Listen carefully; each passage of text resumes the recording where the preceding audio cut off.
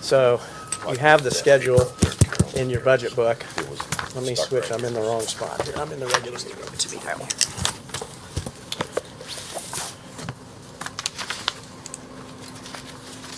Carol, I'm gonna get probably spread out here. If I could Yes, I trouble know. you to help keep me on task with the, I will try. okay. Beginning with our courts, and we have Circuit Court here first. Judge Moeller, that is tab number 4. Now we're doing things in a little bit different order than we have done before because we didn't have that initial August reading. So we're going to probably try to really dive into this with this reading. So anything you want to explain to the council or think needs special noting, the floor is yours. All right, thank you. We'll start in the 100s, which is the payroll. For the 3 court reporters, just included the adjustment pursuant to the study, and so those are all adjusted there. We added the longevity pay, which I think is a good idea, and I appreciate the council's focus on rewarding people that we can retain. The real difference for this year is number 25, the interpreter. A couple years ago, we hired Grace Barton kind of as a permanent part-time position, and it was set up where some of the money came from my existing interpreter funds, some of the money came from Judge Hunter's existing interpreter funds, and then some was used through county funds. And so what that means is for part of the year payroll was coming through me, part of the year payroll was coming through Superior Court, part of it was coming through the county general. The idea was after we spoke, it'd be easier just to have everything in one person's account. And so what that is basically taking my money, what Judge Hunter typically had in his budget, which should have been taken out, and then what would be needed to do the rest of the year. And So my question, I don't want you to speak for Judge Hunter unless you feel comfortable, but he still has $8,000 in his budget, so that should be zeroed and it just got overlooked. Yeah. Okay. Yep, that should be zeroed out, and I talked about that. Okay. So with that, what she is doing is she's working every Tuesday, Wednesday, Thursday. She's always available for the court. She has a desk in my office. She's available for all court hearings. She goes with people to probation. She goes with people to community corrections. She is in on some Mondays, depending on our needs. She can come in on Fridays based on our needs. And then she's also available for any other courthouse needs. I know she's come to some zoning meetings, different things like that as needed. So she's available for the whole courthouse, but she's primarily hitting all the courts, probation, and community corrections. But the idea was just to get her whole thing into one budget. Yeah. So it's easier for payroll. Yep. And I suggested doing that. So that was the main change there in the 100s. In the 300 line for pauper fees, both Judge Hunter and I spoke, and we increased that, or we asked for that to be increased from 165 to 200,000. A couple reasons for that. As you know, several years ago, back in 2018, we started in as part of the reimbursement program through the State Public Defender Commission, and that's been very good. So far, we've gotten about 700,000 back. And that's just in our regular cases. There was additional money that came back for the capital case, but for the regular cases, we've gotten about 700,000 back over time. By being part of that reimbursement program, we have to follow all of their rules, and so they set the rates that we pay pauper attorneys, and that's increasing January 1 from $100 an hour to $110. And so trying to get ahead of that, also noting our case numbers are continuing to kind of jump up. That's why we included an increase in that account. We'll get more back reimbursement-wise, but that takes usually a year or so to receive those results, just because of the time it takes for cases to get done. Also, this year I've had a pretty good jump in my juvenile chins cases. Last year we had about, I can't remember if it was 30, 35 for the year new cases. This year I'm already past that already. So we've already exceeded our yearly amount from last year. Those cases can have, for me, anywhere from 3 to 4 pauper attorneys, because every parent gets one. I have multiple parents in cases, and so kind of anticipating higher numbers with that too. Okay. But both of us put that down. A lot of it was because of the increase in the hourly rate we're required to pay as part of the Public Defender Commission. Let's walk me through, because this relates to kind of what we were talking about off on the side. So when we get that reimbursement, the reimbursement goes into the Public Defender Fund. Correct. And then I guess that's where I get confused on it. Does it eventually come back to this line item to reimburse, or how does that? No, yes and no. What we typically do is we pay everything we can from our county general 300 pauper account first. We try to deplete that account first part of, through the year. So that, for me right now, I've got about 35,000 left in my pauper account from the county general. Once I deplete that, then I will start using the money we get back from Public Defender Commission. Okay. So right now, Janet and I just went over this, we've got about, I don't know if it's 136, 150,000 that has come back. We submit a quarterly report. Takes them about a quarter to process that and get us our money back. But that comes back and we keep that in one account that is all the money coming in. When we've gone through our county general money, then either Judge Hunter or I will ask for a certain amount of that to be put into an expense line in the Public Defender account. Okay. It's a 9123 account number. It won't come back into this pauper, but we pay bills just like we would. Okay. So we try to use our county general money first, then we'll go to that money, because that money can continually roll over. Okay. And the goal is to try to get a build up in case we have, either a crazy year or a crazy case that's gonna be really draining, because that money will just stay there and roll over. And then you have a third pot, maybe, or a third Correct. source when if you somebody bonds out or whatever, and a portion of that money goes to reimburse for the county. We have what's called a supplemental pauper fund, which is if there's extra bond money left after we've processed the bills, or sometimes as a condition of probation, I'll have them make payments to help cover some of the costs. That money goes to the clerk while they're on probation, and then that's in a separate fund. So that's our third choice to use as a backup. That was good, because we get those going across our appropriations and it can get confusing. Yep. So. And both of those are always available. They roll over, so we always try to use county general first, and then we go into those. Okay. Thank you for that. Yep. And then, I know every year we have a question on my 0301 account, preserve and wrap around, and that amount's pretty consistent. We've always kept it at that 30,000. What that does is it is all for juvenile-related services. Circuit Court does all of our juvenile cases, both juvenile delinquency where kids have done something to get in trouble, or our juvenile chins where it's really focused on parents and care. About half of that money on the first part of January, transferred to match our CASA grant. CASA gives us a grant to help run that program, but we have to match it. So we use about half of that preserve and wraparound money to match the grant. The rest of it I can use throughout the year to provide juvenile services. So for example, if I have a juvenile that needs to have a certain evaluation that they don't have coverage for, I can have that person evaluated and cover the cost. At the end of the year, you'll typically see we will submit a claim from probation and community corrections to help cover probation or community correction fees that the juvenile should have paid but didn't. I cover those at the end of the year. So it is all juvenile related expenses in the idea of providing services for the juveniles and families. But about half of it covers our CASA grant match requirement. And you've just taken two buckets and put them into one on here. Yeah, we have quite a little bit different appearance. So we have one line item for 30,000 versus it having historically been split between two line items. One for a wraparound employee and the other for preserve and wraparound. The only one I should have is preserve and wraparound, For 30? 30. Okay, that's what we have. And that's So right. what's the But other So one? last year that was 15,000, and then there was 15,370, and there was 14,630 to total 30 in this In it, 0025 Okay. wraparound part-time employee.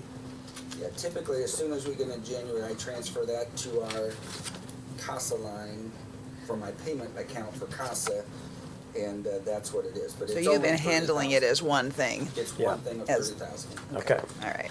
I think 25 just printed because it had history. Oh, because it had history. Okay. And then the only other change for me is in the 400 category of legal research. Judge Hunter and I have one set of printed statutes that we keep updated. We share that in our budget. So it's available for us, it's available for attorneys if they need it. Just the cost of the publishing has gone up slightly, so I think both of us, when we talked, we were both increasing that to cover that increase. That's the only thing we pay for as far as legal research. Everything else we do online, but we're just trying to keep one set of codes up to date. Okay, fair enough. Okay, any questions for Judge Molnar? Pretty straightforward. Do we know whether Judge Hunter's coming down this morning or early? I haven't heard any. Okay. Well, let's hold off on Superior Court for the moment. We'll give the judge a chance to come down. Have you sent a message up? Or could you send a message up to see whether he could pop down before 9, if he's in? With that then, let's move to the prosecutor You budget. want to do CASA real quick? Oh, yeah, I'm sorry, I did forget CASA. Yes, please. So CASA again is a program, court-appointed special advocates. They assist on my juvenile chins cases. I'm required to either have an attorney appointed for the children or CASA as a community volunteer. So we started the CASA program a number of years ago. It's been very successful. It's saved us hundreds of thousands of dollars because I don't have to pay attorney fees for all of that. These are volunteers. This is covering the cost of our director who oversees the program and then some administrative costs. So again, we receive a CASA grant every year and then we match that grant with half or whatever is needed out of that preserve and wraparound account. No changes in my CASA budget other than the normal increase in wages for the director. Okay. Is the director not being paid from there right now? That's what I was It looks like asking. it. The director is being paid from, look on what you gave me,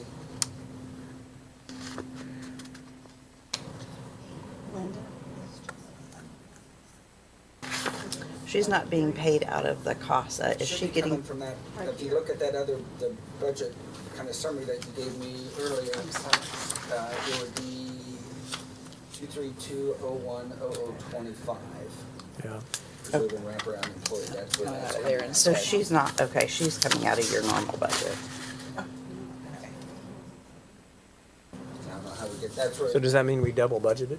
Yeah, it seems like we did. Yeah, I mean, that number's never been in my budget I submit to you guys. What number? The The, 0025. 20, there's nothing in the budget for this year. There's no request. It's 0.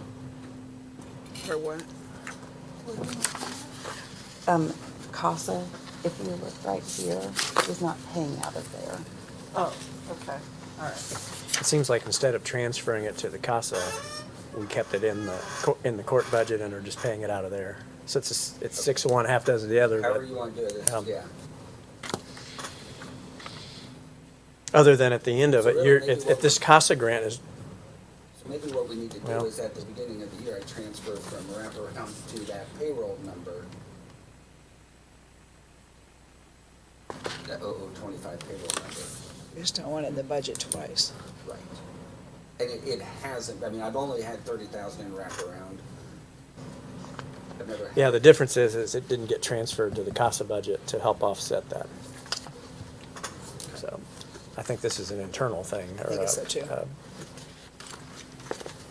We have the right amount of money, I'm just not sure it's in the right spot. Yeah, that's right, yeah. Yeah, We so- can't transfer really between funds, but we'll have to look at that, Brad. I mean, if we want to change it and reduce CASA or wraparound money and make it a payroll line, that's fine. Okay. We can Sure. certainly do that. Okay.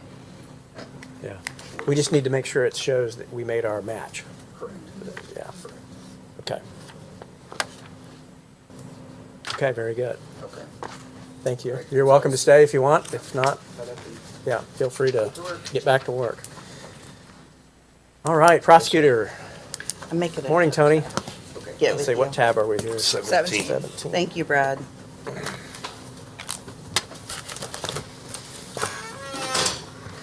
Well, you heard what I said to Judge Moeller about how we're kind of handling it a little more condensed this year, given that we did not have that initial August reading. So I know your budget has a couple of unique considerations that we're still in the process of discussing, but I'll turn it over to you and let you walk through the budget and discuss anything you want the council to know. Okay. I think that if we look at the prosecutor's criminal budget, the things that I would point out that are significantly different would be the deputy prosecutor position that is 17,009,0017. That was previously a full-time deputy prosecutor position. Mid-year, at the request of the incumbent, reduced that to a 3-day a week, so not half-time, a little over half-time position. And so that appears to be a good fit as we continue through the year after that change. So I propose to keep it at that level going into the next year. So that's why that dollar amount for that prosecutor position as proposed is $52,100 as opposed to the almost $80,000 that it was previously. And then the remainder of the salaries that are shown in the request for next year's budget reflect the data that came out of the salary survey that the county had done. And so that's what the numbers are that you presently have. But I have been communicating with council president as well as auditor's office and the rest of the members of the council related to issues, differences between the county salary survey and the state salary survey that I had received through the Indiana Prosecuting Attorney Council, specifically as it related to paralegal salary. And there was quite a range of difference there between the state salary survey and the numbers that came back on the county salary survey. And in the end, after getting some information from the auditor's office and back and forth with Alan, I think what I've identified is that in the county salary survey, they gave a salary to the positions that was based upon a high school diploma or equivalent. And in fact, my incumbents in 3 paralegal positions have associate's degrees. And so under the circumstances, I've sent information proposing that we go to the state salary survey salary for those positions, which would be significantly higher than what came out of the county survey data. The key difference arises then the office manager position, which is number 13, is the person who had been my paralegal for more than a decade and a half.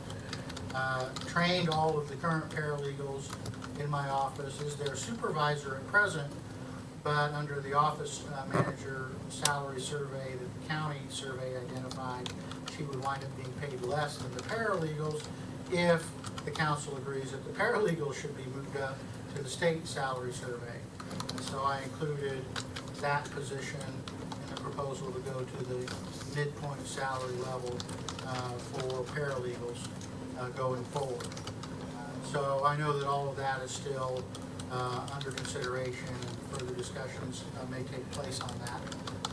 But that's the key difference between what's in the current request and what I would like to see in the current request. The other budget that there's a significant change in would be in my child support budget. The salary data there reflects the pay increases that were proposed out of the county salary survey. The one key difference, though, between last year and what I proposed for this year is the deputy prosecutor position. I proposed moving that from a half-time deputy prosecutor to a full-time deputy prosecutor. And so that's the reason for the difference in the proposal from just under $40,000 to more than $80,000. That deputy salary paid as proposed for that position would be the same as what's proposed for regular deputy prosecutors in my office that came out of the county salary survey data. Moving the deputy prosecutor in the child support area to full-time will help provide better support for the staff in that office, better response to the public on child support questions. They don't like when the child support deputy prosecutor isn't there and more accessible to them. And I've started filing more criminal non-support cases because we had just too many child support cases that were in excess of $15,000 in arrears. We had cases that were approaching $100,000 in arrears on child support payments. And in order to send a message, we identified those cases with high arrearages for criminal prosecution for non-support. Now, my plan is, if it's approved, to move that deputy prosecutor to full-time, would be to have that deputy prosecutor handle those criminal prosecutions. Not others, but just the child support arrearage criminal prosecutions. Always maintain a separation between my child support function and my criminal function, but it makes sense to me that the deputy prosecutor who's familiar with the history of those cases would handle the criminal prosecution of those cases when it converts from merely a civil enforcement to a criminal enforcement proceeding. So that would be the key differences in my budget proposal from past years, and also what I propose to be changed in the request. Are there any questions? So, I checked everybody's stuff to make sure that it was with the survey or the 3%. On the part-time deputy prosecutor, you mentioned cut down, you gave her an extra 600. I think that has to do with longevity. And as my numbers went to the auditor's office, my numbers included longevity pay. I think that that's been separated out in the budget sheets. Other than that position, apparently they didn't catch that it included a proposal for longevity. I think that policy-wise, my understanding is I've been told that the council was not looking at providing longevity to part-time positions. But when I initially proposed that pay, I wasn't aware of that policy at that time. And so that's the difference, is as far as that employee's longevity with the county is 3 years. So that would That's put what I that kind of employee figured at happened. the, It was 51.5. So clarify for me, because I'm not sure I followed what you just said. Okay. The longevity has been removed from the base salary and is now listed separate, or it is still in with In the my base? other positions, from what I was just told this morning with the sheet, because I just reviewed these sheets this morning. What I give to the auditor's office looks entirely different. Okay. And so, what I was told this morning is my longevity was separated yeah. out, but it appears that they missed it on that one. Okay, I'm with you. I didn't catch it because it was a part-time. I gotcha, okay. and, yeah, that makes sense. Thank you, Tony. Yeah, we wanted to do that because it would make it easier to reset if there was a change in the incumbent position, that wouldn't get built into that base salary, so. So this is 600 lower, less, 600 less would be Yes. Yeah, the. 51. the 52, 5. 52, 51.5. 51.5, Yeah, yes. yeah, Okay, thank you. Would be the result. yeah.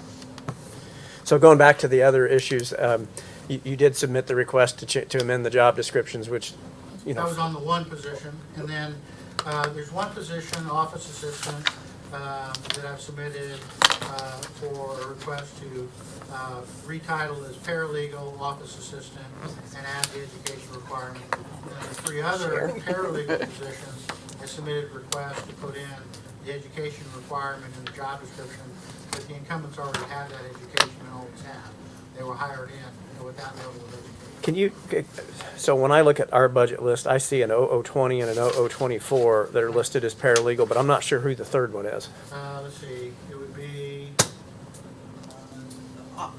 Office assistant. well, it's 14. office He's assistant, yes. he's the one he wants that to change to his But office. wasn't there gonna end up with 4? You were talking about 3 and then the change Three plus off one. assistant. And so there's the administrative assistant. Right. Is the one that I've submitted the request. That's to change to paralegal, okay. And then the office assistant, which presently on my job description is listed as technical writer paralegal. So with the new, and I apologize because I've been feeling my way through this, and I've had my hands smacked a couple of times by Cecily because I went out of order. But we do have the new job classification ordinance, and so we've got a process that's now in writing that we need to follow. And step one is to go to the new job classification committee. We weren't able to because of some scheduling conflicts to get that done before today. So they're going to try to meet, I believe, on Thursday, correct? Right. So we'll try to get this reviewed in an expedited fashion, and then if it does have a recommendation to change the job description, it has to go to both the commissioners and to the council to approve that. And then I guess we'll see, depending on the recommendation, whether we're okay with just doing that at adoption at the October meeting, or it may be such that we have a real quick special meeting to deal with this, to give the girls time to put everything into the budget for the October meeting. So we'll get this done before October 7th. I appreciate that, and I appreciate the work that's already been done to review the request. I do think that it was an oversight. When the job descriptions were prepared, the way the information was gathered from the incumbents focused on what they did, not what their education level was. So I think that's part of what happened. Then following on that oversight was the issue of the new assistant position that really is a priority and needs to be converted. So I appreciate your attention to that. We'll get it figured out. Okay. Okay, thank you, Tony. Oh, I guess any questions before Tony leaves? I'll make sure. Okay, all right, thank you. All right, Judge Hunter's joined us, so we'll move to the Superior Court budget, tab 22. Morning, Judge. Thank you very much. Good morning, Alan. Good morning. Thank you. First of all, I'm regret that I'm late this morning. I know I am. Oh, no issues. I know you'll be late, and I will try to summarize quickly. So, okay, so the budget that I've put together does not have a lot of surprises into it, but there are some areas where it has deviated, and I wish to describe one of those to begin with. Line 20 under personal services, there is a line item there for bailiff/extra help. That request has gone up significantly, and the reason for that is that through a cooperation effort with Indiana Pro Bono Services, I think that's at 19. there is a lawyer that now shows up twice a week on Mondays. Can I stop you for just yeah, a second? go ahead. Because we don't have a 20 on Yeah. our book, so I want to make sure we're looking at the right spot. Bailiff extra help, pardon me, Janet handed me this and I should have taken a look. Are we looking at 0019, And, Brett, you think, extra help? I would say, It goes from 4,000 to 12,000, I think that's what you're speaking to. number 19. So look at 010019, I believe is what Judge Yes. Hunter's talking about. Yes, that is exactly what I'm talking about, Okay. right. Okay, just want to make sure we were with you. Thank you very much. Line 19, and I'll refer to your budget book information. Line 19, first of all, right now, we've been in a cooperative effort program with Pro Bono Indiana, which is an entity that seeks out to try to make sure that unrepresented litigants do have some assistance from lawyers, whether it be ahead of time, maybe not necessarily have to be represented in the courtroom. That's an entity that's funded by the state, and presently this year they have coordinated with an attorney to provide legal services once or twice a month on Mondays. People who have landlord-tenant problems, who are tenants and are already suffering the chance of being evicted, and then also individuals who have not been able to get their license reinstated because they find it overly complicating. They get the assistance of an attorney for free, and we find that streamlines actually the eviction process with when landlords and tenants appear, then having met with someone through Pro Bono Indiana actually gives them some ideas of ways that they can get their rent caught up through some Indiana grant programs that they're going about. In the absence of having that attorney there, what we have right now is a situation where people don't know what resources are available for them because They've been caught up and they don't know how to get their licenses reinstated. These are two, stability in housing and getting a license are key to avoiding other problems in life. And we find that if we have an attorney present to be able to assist with that, that's great. Now, this year that's been funded by the state. We have no reason to believe that the funding that is so provided for one of those programs, the landlord-tenant program, will go through June of next year. There isn't yet funding for doing the assistance related to driver's license reinstatement. So I have been, I want to continue with that effort through next year. And I'm afraid that the state won't fund it. And so I'm trying to find a way that we have a budgeted line item for an attorney to be hired that would come in twice a month on Mondays, bill the day, and doing work and meeting with people to meet those needs. These are people that can't afford attorneys or have just become overwhelmed with the process. And I do think that it is showing, I don't have metrics to demonstrate for you, I wish I did, but I see less evictions filed every 2 weeks. I see situations in which, when they appear, the tenants and the landlords have a sort of a greater understanding of each other's needs, and less tension in the courtroom on those situations. When it comes to people's driver's licenses, I see a lot more people having what look like terrible records, getting their problems fixed on their records and getting an ability to drive again.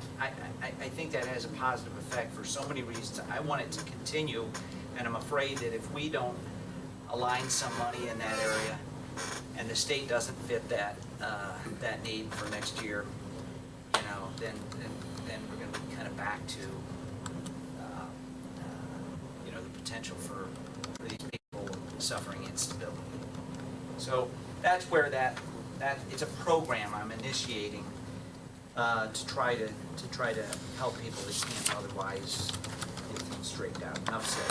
I'll answer questions about that. Other line items that may cause concern for you.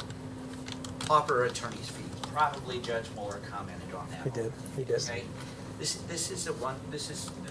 That's a big chunk of our budget, and all I can do is tell you that. As judges, we do what we can to try to streamline the situation, but we can't deny people attorneys who need attorneys when they're facing criminal charges. I mean, if they ask for an attorney and they're indigent, then we've got to fund it. Now, there's always opportunities to look for efficiency. How can cases be streamlined altogether better? And those are fair questions to ask. And I will tell you that I work to try to streamline that expense, because I try to group, instead of making an attorney who's paid out of a pauper rate come over for one case, I try to group many of his or her cases together at the same time. We spend a lot of time in our scheduling to try to allow for that kind of streamlining. Still, it frustrates judges to see inefficiencies, and sometimes we do see them. We know that we can try to work in that area to just try to create more efficiencies in the process. But we look at past history of where those funds, what those expenses are. We know that the hourly rate is going up just so slightly on that, but that's the amount that Judge Mueller and I believe is necessary to get to where we need to be in proper defense fees. Other line items I don't think will cause you heartburn. I don't think they're much different than where in the past you've seen budgeted requests. Some have gone down, a few have gone up, but that's how I present my budget today. Judge, we did touch on one item Yes. in our discussions with Judge Mueller with regard to the interpreter position Yes. that you formerly were cost sharing in, and that in the proposed 25 budget, we've moved it entirely to circuit court. Yeah. I assume that means it's okay to remove that item that still shows as $8,000 in your budget. No, it's okay to reduce that significantly, but it's not good to remove it. Here's why. Okay. That, what comes out of that is a signing interpreter, which, you know, I mean, we have a person that provides Hispanic interpreter, services, right? But we need to be able to fund whenever there's signing necessary for Okay. hearing impaired individuals. And that's not cheap. Each time we have a signing interpreter, you know, they charge a minimum 2 hours of time just because of travel, plus the time they spend in the courtroom, and that usually ends up, each time we need a signing interpreter at being about $500 per visit. Anyway, so how many times do we need that? You'd be surprised. At least 3 or 4 times a year. Yeah. So that, plus sometimes we need to pay for Karen Garza to come in because Grace isn't here or whatever, and we, you know, it's we've got to be able to have some substitute money there. So I would say if that's going to go down and I'm not going to fund for Grace out of my budget, I would say that number probably could go down to 2,000, or would be a fair. Okay. Fair assessment. Sold. I'll take it. Judge, I was gonna ask about the overtime. 7,000, that's been in there for, Quite some time. yeah, last couple of Yeah. years. Well, Just, yeah. So I have, you know, I think work week is 35 hours.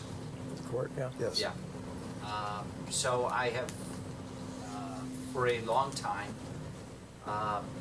you know, had needs for staff beyond the regular 35 hours.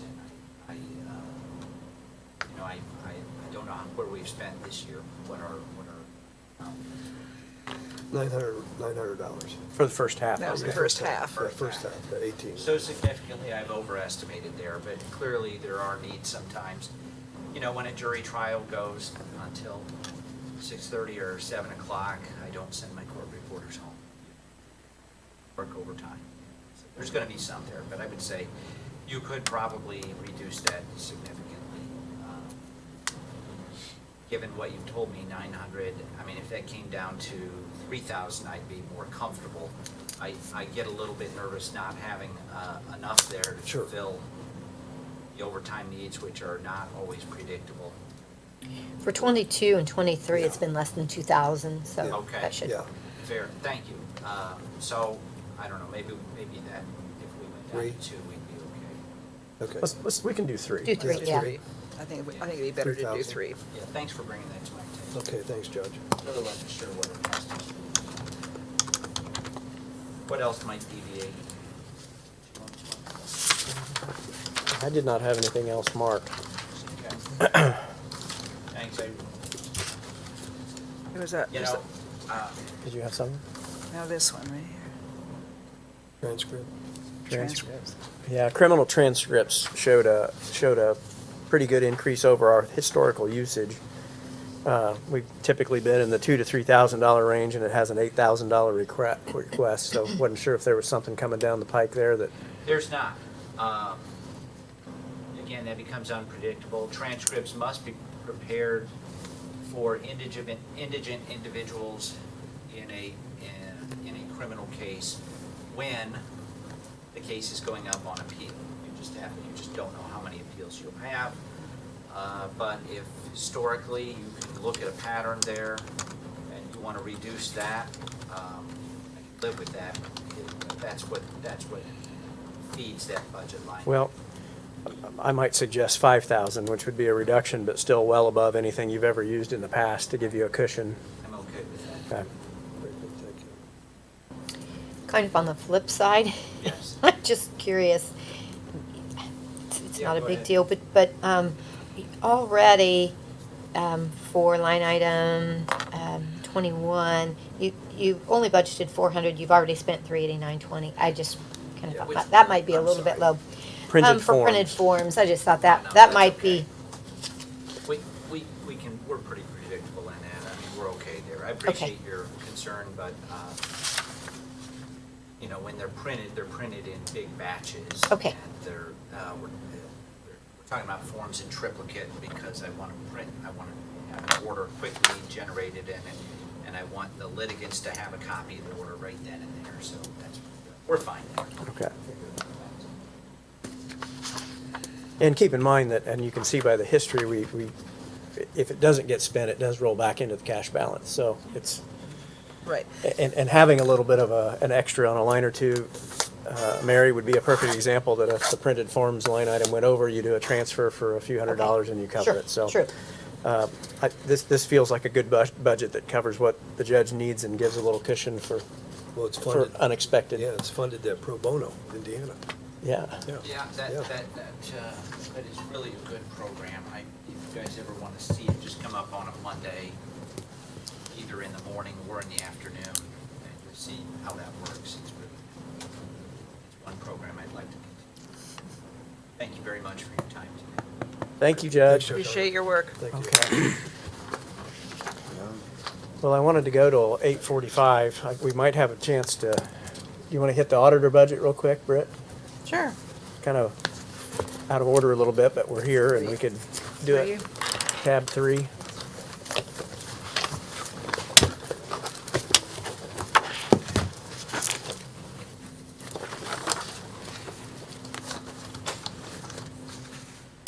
My recollection is that there wasn't a great deal of change here with the exception of maybe moving the grant manager position out of your budget. So anything you care to speak to?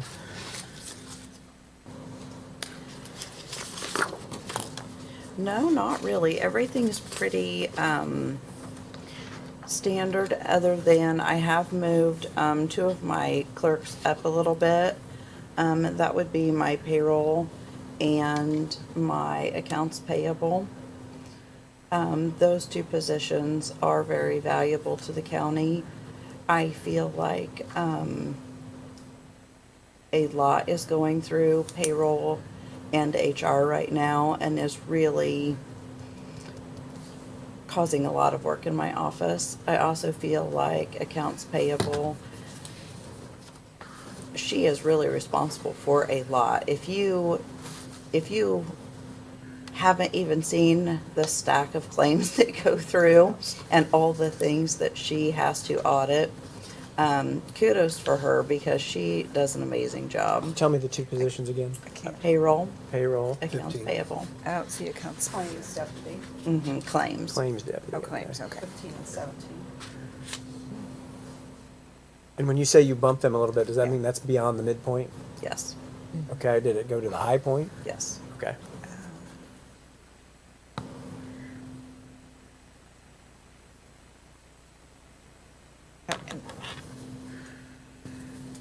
Just wondering Okay. if we're doing that. Well, we'll have to talk about it, so make a note of it. Well, I'm sure that probably won't be the only one. Yeah. So.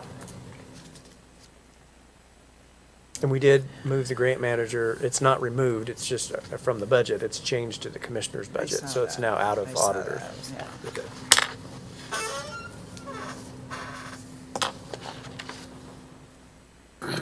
Do you know off the top of your head what that change, or without digging into the salary survey, how much extra that is to go from midpoint to high point? Do you I know? don't recall. Midpoint is 39,396. You've got that? Okay. Yeah, because I noticed the difference. It's 39,396 to 43,330.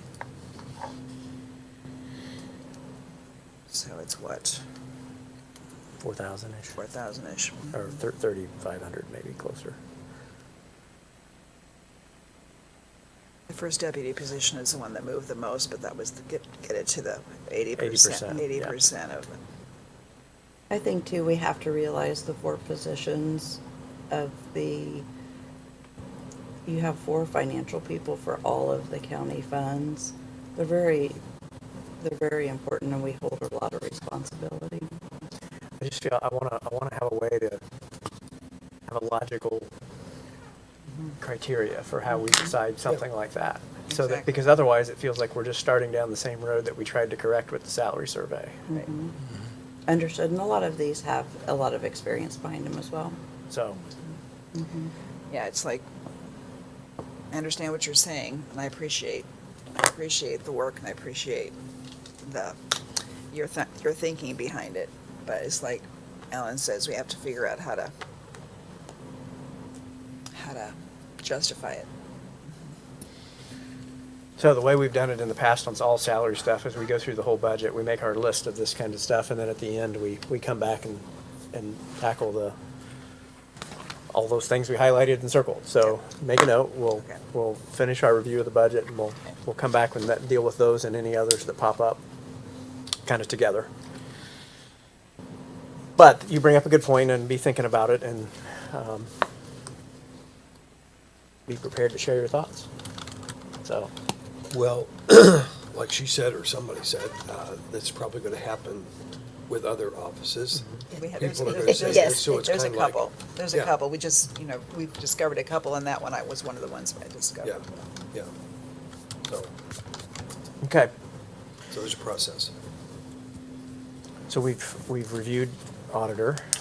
I think I'm gonna go ahead and let's break and open the door. I'm sure we've got people starting to accumulate outside there. So have a quick break before the meeting of our opening of the regular meeting at 9 o'clock. I gotta get a copy. You escaped. All right. Bert's been sitting there passionate. I did get the auditor. Okay.